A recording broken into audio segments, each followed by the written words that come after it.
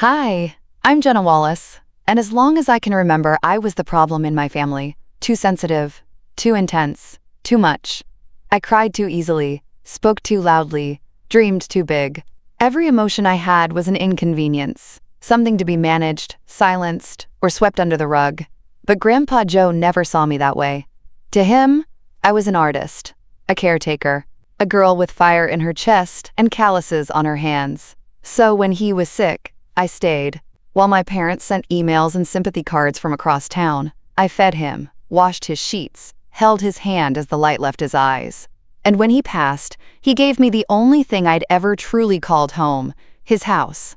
The one with the creaky floors, the attic studio, and every memory of being loved without condition. For a moment, I thought that meant I mattered. That maybe, just maybe, my parents finally saw me too. Then I came home one day and saw the for sale sign on the lawn. No warning, no conversation, just betrayal. Neat, polished, and staked into the dirt like it belonged there.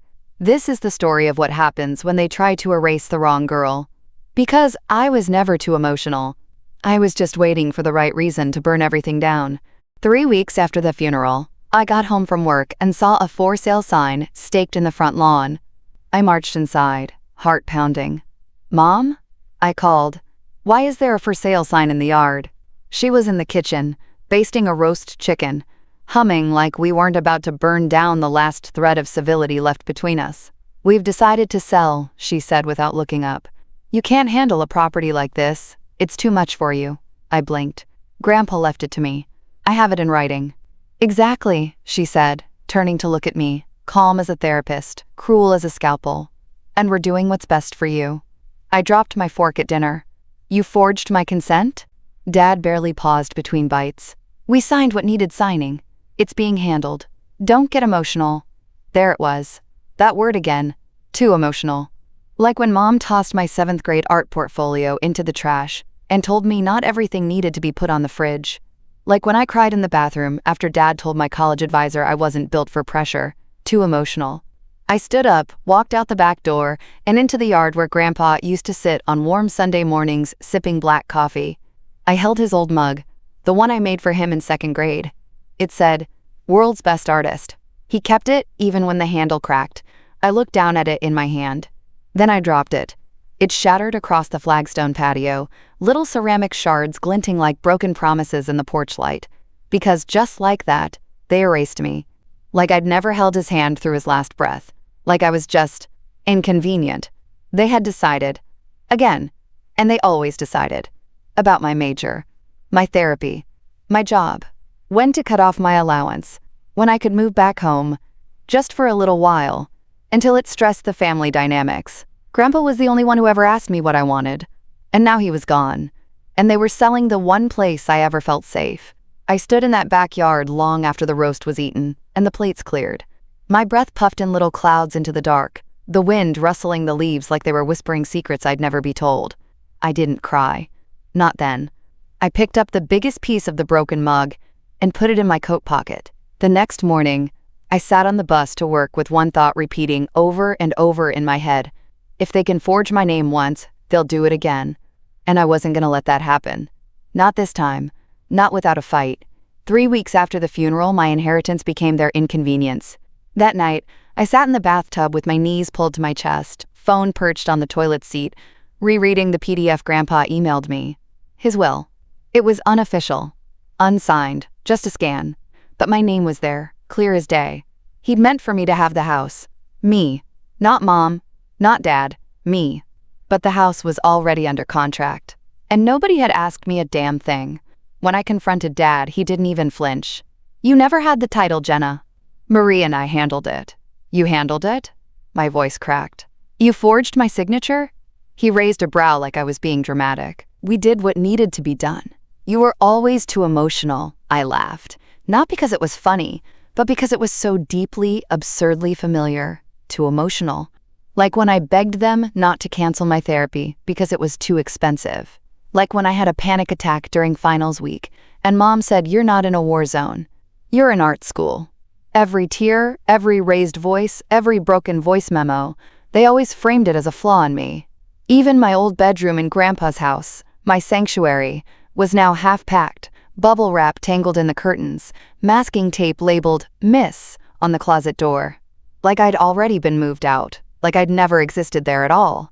Then the real slap came. A Venmo request from Mom. $8,400. Label: back pay on property taxes. I sat there, shaking, because they hadn't paid those taxes. I had, quietly, month after month. When Grandpa was too weak to log in to the county site, I used my freelance checks, my tiny savings, skipping lunches, walking instead of driving. But I didn't keep the receipts. I never thought I'd have to defend myself from my own family. I ignored the Venmo request, but that pit in my stomach stayed, grew. The next day, I climbed into the attic just to breathe. I needed to be close to something that hadn't betrayed me. That's when I saw it. A small plastic box tucked behind Grandpa's old easel, next to a stack of sketch pads, labeled in Sharpie, JW only. My hands went numb. Inside was a flash drive. I raced back downstairs and plugged it into my laptop. There was one file. A video. Grandpa's voice, hoarse but steady, from his hospice bed. Jenny, if they're seeing this, it means they've gone ahead without you. Check the second page of the trust. Line 17. Love you, kid. I couldn't breathe. I didn't even know there was a trust. I thought he'd just had a will. The next morning at work, I didn't talk to anyone. Not until lunchtime, when Nina, the quiet paralegal from accounting, passed by my desk and paused. You okay? She asked softly. I must have looked like a wreck. Do you know how to pull a sealed trust from the state archive? She blinked, then nodded once. Give me 30. An hour later, she handed me a printed copy. Marked confidential. Yellow highlighter over line 17. I read it once, then twice. In the event of sale, 100% proceeds shall be frozen until beneficiary Jenna Wallace provides notarized consent. My blood turned to ice, because the house had been sold, and they didn't have my consent, which meant only one thing. They forged my name on a legal document, a federal crime. I stared at the line until the words blurred. Grandpa had built in a failsafe, a protection, just for me, because he knew what they'd do. They thought I was too weak. But they forgot. I learned how to fight by surviving them. Last part, I discovered they forged my name to sell the house, breaking the clause Grandpa added just for me. I didn't cry this time. Not even a little. I sat with that paper in my lap for a long while like it was a lifeline I never knew I'd need. Nina had highlighted line 17 in yellow, but I kept rereading the sentence above it too. Any deviation from the above terms will render the sale subject to immediate injunction. They'd locked me out of the deal, erased me. And still, they wanted to charge me for the taxes I paid. That night, I couldn't sleep. Every time I closed my eyes, I saw Dad's face at the dinner table, how calm he'd looked, saying, "It's for the best," like it was some routine maintenance. Like cutting me out of my own inheritance was a seasonal chore. The next morning, I woke up to another notification. Mom again. She'd updated her Venmo comment. Back pay on shared family expenses. Grandpa wouldn't have wanted division. I nearly laughed. Division? They split me out of everything the minute Grandpa passed. I called Nina on my lunch break. My voice was steady, but I could feel something uncoiling in my chest. You know any real estate fraud attorneys? A pause. Then, yes, a good one. She's taken on elder exploitation cases before. I can't pay much. She'll take it pro bono. Especially with forged consent and a trust clause. That's massive. I whispered, "Thank you," and ended the call before my voice broke. That night, I started compiling screenshots of the Venmo request, the digital will Grandpa emailed me, the flash drive video, the trust clause. I even went back through old texts. One from Dad said, "Better to handle things early before she gets attached." I stared at that one for a long time. Before she gets attached. To what? The man who raised me when they couldn't be bothered? The house that was more of a home than anything they ever gave me? I added it to the folder. It wasn't rage exactly. It was something colder, cleaner, clarity. The following weekend, they threw a brunch, a farewell gathering for family and friends before the house closed. I wasn't invited. I only knew about it because my cousin Molly posted a picture on Instagram. Champagne flutes clinking in my backyard. The caption read, "New beginnings. So proud of Aunt Marie and Uncle Doug for handling this so gracefully." Another photo. This time with a filter. Twinkle lights strung between the trees. Mom smiling with a mimosa. I sat in my car across the street, watching them through the windshield. Watching them toast away the last piece of my life like I'd never been part of it. No one looked toward the attic. No one looked for me. I sat there, invisible, while they celebrated stealing what wasn't theirs. And I realized I wasn't invisible anymore. I was silent. And there's a difference. One is powerlessness, the other is preparation. Last time, I watched them toast the sale of my inheritance, without knowing I was the one holding the match. I didn't go to work that Monday. Instead, I stood in line at the county records office, chewing the inside of my cheek, holding a thumb drive, and 3 printed pages with a grip that was practically fused to my skin. When I finally reached the front, the clerk barely looked up. Document request or file? Document pull, trust record, Wallace Estate. I have the clause. Line 17. She blinked, finally meeting my eyes. Do you have legal standing? I handed over the papers. I'm Jenna Wallace. She squinted at the printed name, then me, then back again. Wait here. 20 minutes later, she returned with a sealed manila envelope and a raised eyebrow. Wasn't expecting that clause to show up. Most people forget what trusts even say. Not Grandpa, I said softly. He knew what he was doing. The envelope was heavier than it looked. I didn't open it until I was back at my kitchen table, next to the chipped mug I'd glued back together.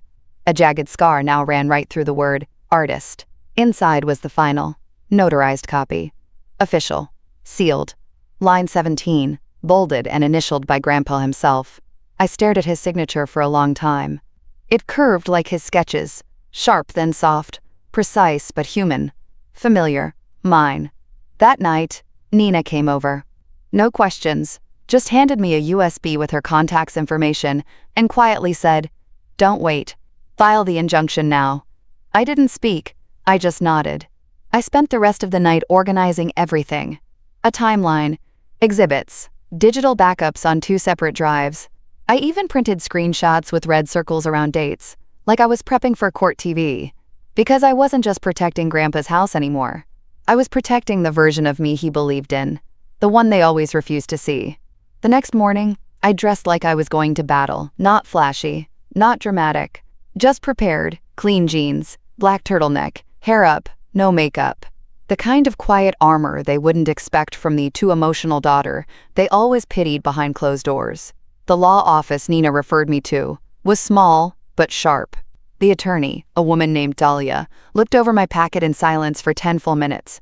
Then she leaned back and exhaled. They committed fraud. Real estate and elder. And because this involves a notarized trust, it's not just civil, it's criminal. I swallowed. What happens next? We file for immediate injunction. That stops the sale. Then, we notify the buyers and title company. If your parents forged your signature on a binding clause, the entire contract is invalid. And the house? She smiled faintly. That stays yours, if you want it. I didn't answer right away. Because it wasn't just a house, it was the last place I had been loved without condition. Before I left, she handed me a printed letter, stamped and dated. Give this to a process server. Or a courier if you want. Flair. I smiled for the first time in days. Flair sounds good. 2 hours later, I watched through my Ring camera as Mom opened the envelope on the front porch. Her face blanched. She called for Dad. They both stood there, staring down at the letter like it was written in a foreign language. I almost felt sorry for them. Almost. Because that look, the panic, the confusion, the realization they weren't untouchable, was the most honest expression I'd seen on either of them in years. The sale? It collapsed within 48 hours. The buyers pulled out.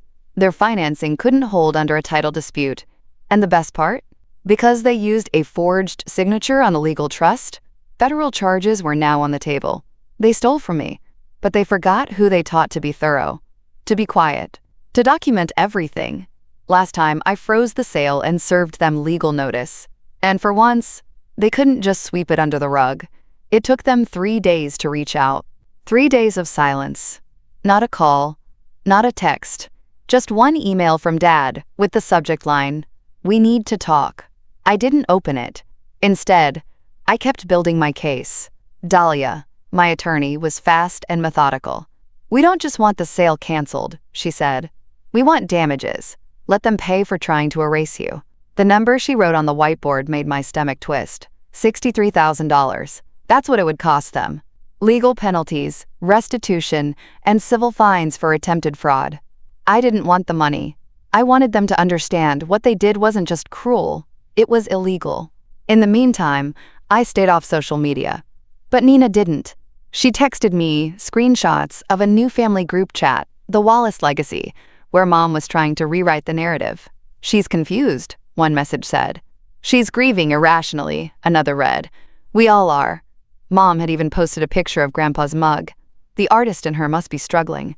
"Let's be patient," I nearly gagged.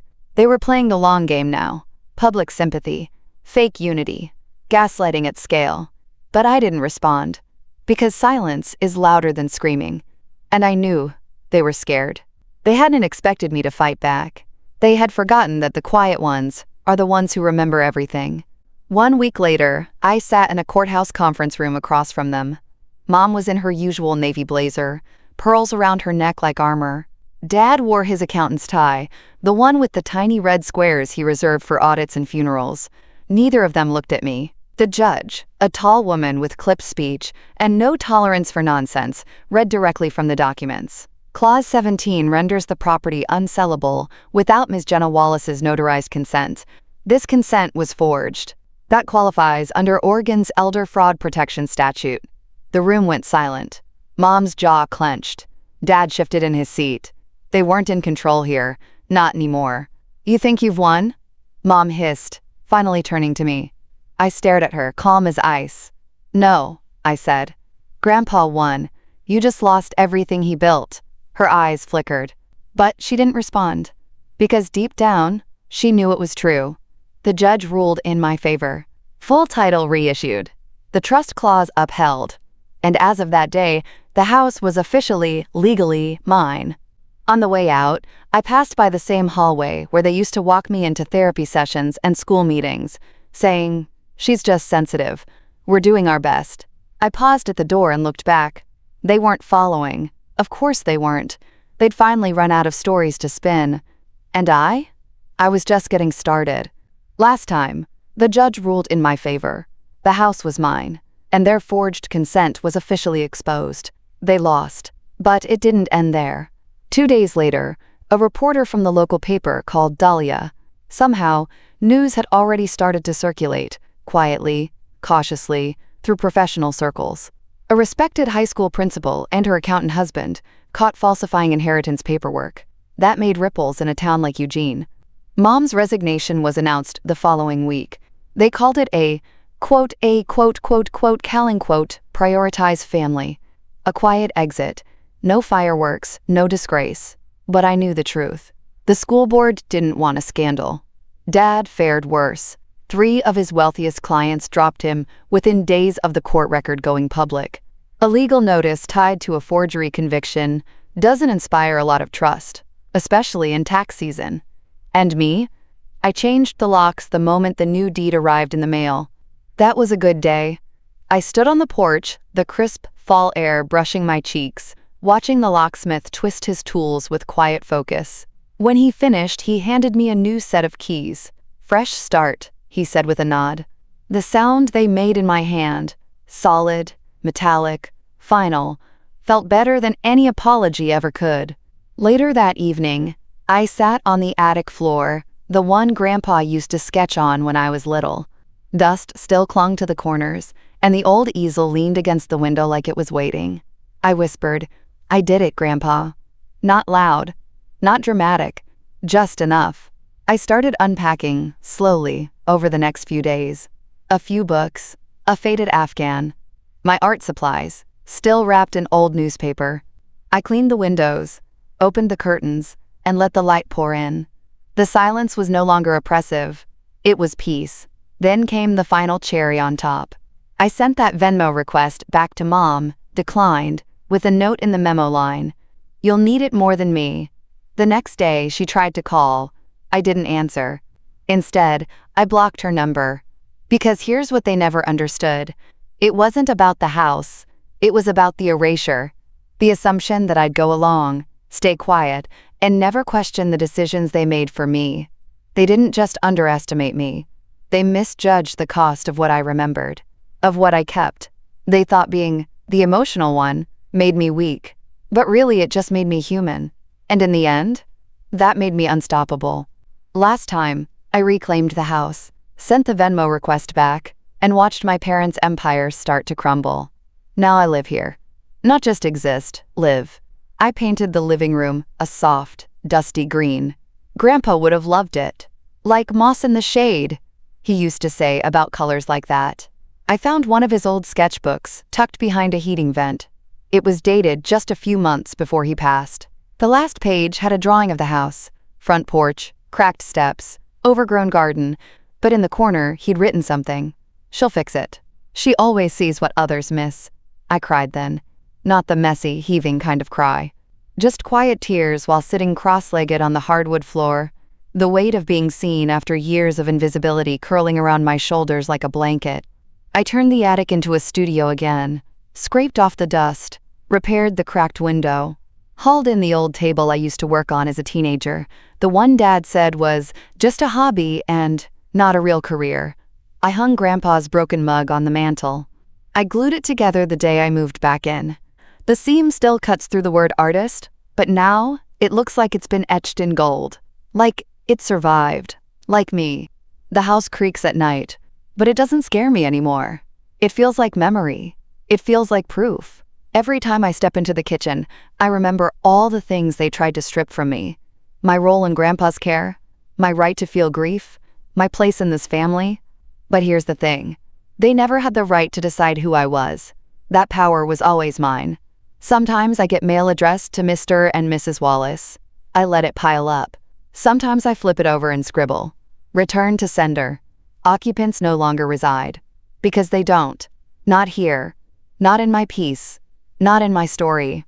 Sometimes Nina comes over, and we drink tea on the front steps. She always brings muffins. The lemon ones I love. We sit in silence sometimes. And it's never awkward. It's warm. It's real. And one night, as the sun dipped behind the trees, I turned to her and said, "Do you think people like us, people who were erased, ever really stop looking for proof?" She thought for a moment. Then she said, "No. But sometimes, we become the proof." I nodded. Because that's what this house is now. Proof that I mattered. Proof that love, real love, doesn't vanish just because someone decides it's inconvenient. And proof that even the most broken things can be rebuilt if you finally choose yourself. Last time I rebuilt the attic studio and began healing in the home I was never supposed to have. Then yesterday, a letter arrived. No return address. Just my name, scribbled like an afterthought. Inside, a single sheet of paper. Mom's handwriting. It read, "We understand now. We're sorry you felt hurt. Family's complicated. Maybe one day you'll see we were just trying to protect you." There it was again. The subtle reframe. Sorry you felt hurt. Not sorry they hurt me. Protect me. As if forging my name, gaslighting me, and stealing my home was an act of love. I folded the letter and slid it into the same box where I kept the Venmo request and the digital will. Not because I forgave her, but because I needed to remember. I needed a record of what survival actually looks like. Later that day, Nina dropped by. She noticed I was quiet, poured me some tea, and waited. I finally said, "They still think this is about a misunderstanding." She nodded slowly. Because that's easier than facing what they did. I let the silence stretch. Then I asked something I hadn't dared to before. "Do you think I should have fought harder to stay in their lives?" Nina didn't answer right away. Then, gently, "You fought for your life, Jenna. That's more important." That night, I pulled out Grandpa's sketchbook again, flipped through the pages until I found one I'd missed. A charcoal drawing of a doorway. Mine, I realized. The attic door. At the bottom, he'd written, "Every door they closed on you, I hoped you'd learn to build your own." I whispered, "I did, Grandpa." Because I had. The door to this house. This life. This version of me that doesn't apologize for existing. I still walk with caution sometimes. Trauma doesn't vanish. just because justice showed up. But now, I don't walk alone. I walk with memory, with truth, with fire in my chest and keys in my hand. Sometimes, closure isn't about conversation.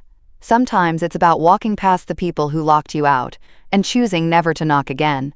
And the truth is, I don't owe them the ending. I owe it to myself to keep writing a new one where I am not erased, where my grief, my love, my worth doesn't need a witness to be real. And in this home, mine, I am whole. Last time, I read Mom's letter. It wasn't an apology. It was a revision, a weak attempt to soften theft with sentiment, but I didn't need it. Instead, I started making my own edits. I reached out to a local art therapy group. They'd been looking for space, small classes, quiet setting, preferably somewhere with soul. I showed them the attic. "This feels intentional," the coordinator said, running her fingers along the windowsill. Like it was waiting for something, I smiled. It was. 2 weeks later, we held our first class. 5 women. All of us with wounds too quiet for courtrooms, but too loud to carry alone. We painted in silence at first, then in stories. Laughter, even. And one by one, we laid things down. Old pain, new hope, forgotten names. The attic wasn't just mine anymore. It was ours. A few days after that, I got an email from a local podcast. A journalist had read the court filing and wanted to do a piece on legal rights, inheritance, elder protection. Your case could help people. I said yes, not because I needed a microphone, but because someone out there might still think they're crazy for questioning the silence. I wanted them to know they're not. And if they're scared, that's okay. I was too.